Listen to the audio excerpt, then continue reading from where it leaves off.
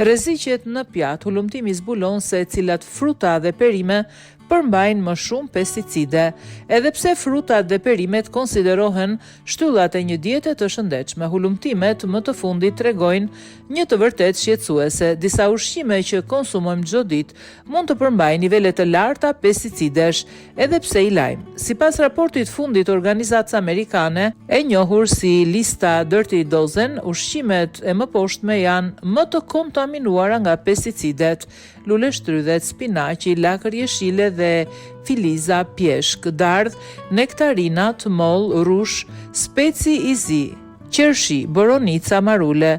Hulumtimi u krye duke analizuar mira mostra nga supermarketet. Më shumë se 90% e mostrave të luleshtrydheve, mollve, qershive, spinaqit dhe rushit u gjetën të përmbajnë mbetje të paktën 2 ose më shumë pesticideve. Në disa raste, në një mostër u gjetën deri në 23 kimikate të ndryshme.